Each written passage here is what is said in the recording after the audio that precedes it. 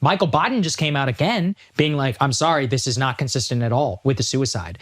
We won't show it here because it's really graphic, but there in the Epstein files, there are actually photos released of the corpse. You can see the marks on the neck immediately after CPR was given and intubation. The marks on the neck from the consistent story, that it looks very deep. Like it does not look consistent, I would say, with the official story of his own hanging and the way that it was done. Again, I'm not an expert, but I trust Michael Biden. I think he's, very, very intelligent, well-known forensic pathologist. He says that the break in the hyoid bone and specifically the way that you can all see, it just is not consistent. Oh, and the body double. Let's not forget that. Let's put that up there. Yeah. All right, so in the files, they actually talked about, due to the large new media presence outside MCC, a male official called and said he would be arriving at the loading dock with a black vehicle. In order to thwart media, Blank used boxes and sheets to create what appeared to be a human body, which was put into a white vehicle, which the press followed, allowing a black vehicle to depart unnoticed with Epstein's body. Oh, he's alive. Yeah, so, he's alive. That's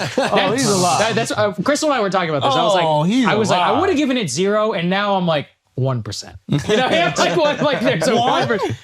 still at 1. I think she's at like 20, but yeah, I'm at 1%. Mark is about to explode right now. Mark has been researching this nonstop for the last 10 years, okay?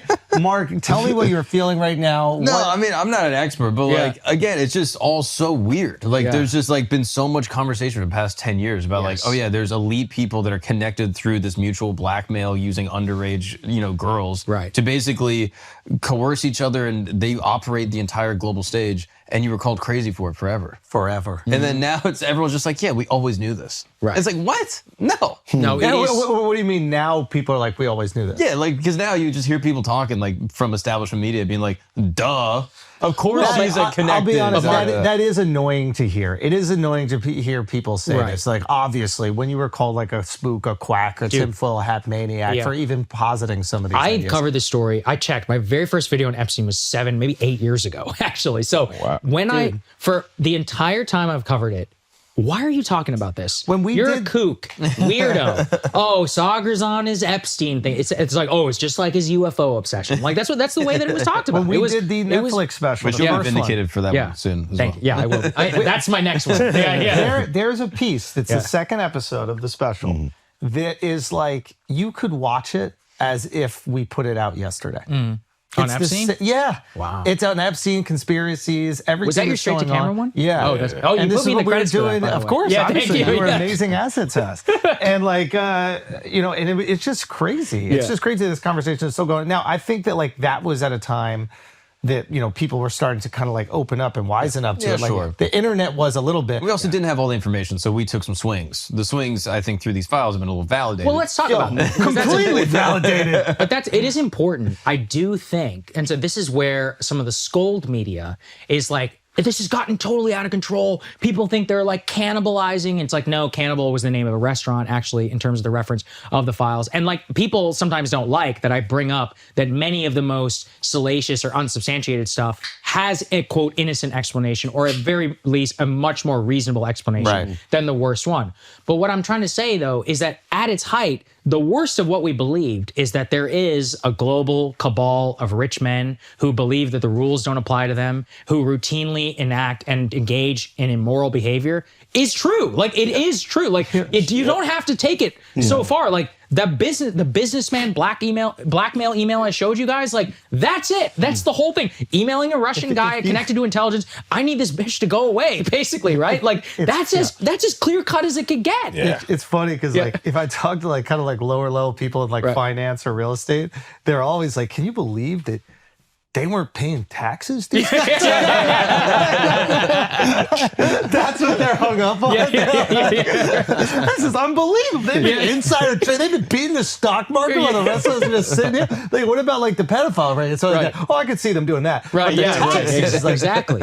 And anybody who's exposed to this world, even remotely, sees very clearly these people, they really don't believe that the rules apply to them. And the permission structure is that as long as you're useful, you can get away with anything. So this is what we were talking. I think I was texting you a little about this, but Mark and I were discussing this. Is the financial crash, what was it, 2008? 2008.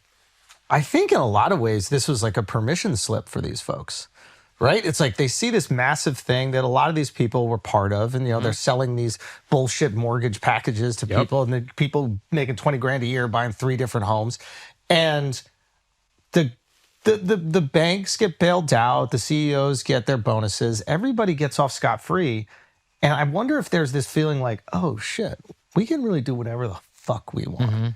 And I wonder if things like really just ratchet up from there, especially from the insider trading perspective. Griffin, I don't have this email, but can you find the Epstein Thiel email where they talk about global unrest? I know you know what I'm talking about, but there's specifically this an is the email Jay-Z where one? they talk, I don't know if it's about Jay-Z, where he's like talking about Relax. global unrest and he's like, hey, there's all this chaos in the world. Great for business. He's like, I think he might be talking about Libya, actually. That's the one that I'd have to go and find. The one I'm talking Griffin's about looking for is not implicating Jay-Z in any type of crime necessarily. We know. It's saying, he's talking about why America's not Brazil.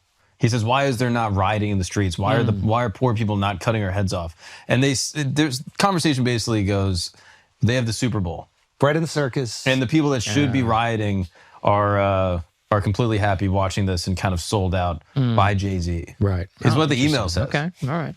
I mean, I don't hate it, but what I found, in here is Epstein had a remarkable amount of self-awareness. Like when Libya was collapsing, he was like, hey, let's get in on this. He's like, Libya's collapsing. Let's make some money here. He's like, I know a guy, a sheikh who knows somebody inside of Libya. There's a ton of oil. He's always on the lookout. Like these people, the way that they operate is they find opportunity where the rest of us have revulsion, right? He basically most says, of us are like, we're going to blackmail their heads of state in order to seize state assets after Gaddafi's killed. Suggests that he knew Sheikh Hamdan bin Mohammed Rashid Al Maktoum, the crown prince of Dubai, the Sultan disgraced who seemingly made, but Epstein got in touch and basically, this is about a separate email. Sorry, I'm still looking for the Libya connection, but that one specifically is about that. Yeah, I mean, I'm paraphrasing the emails and I might be taking it out of context, That's but fine. It's more or less saying like, hey, we can get some money. Basically, Gaddafi has been on a campaign for 30 plus years collecting all of this wealth, and now it's just kind of up for grabs. Yeah, I'm looking at it right here. So 2011, and then I'll get to the one that Griffin just pulled up. Greg Brown and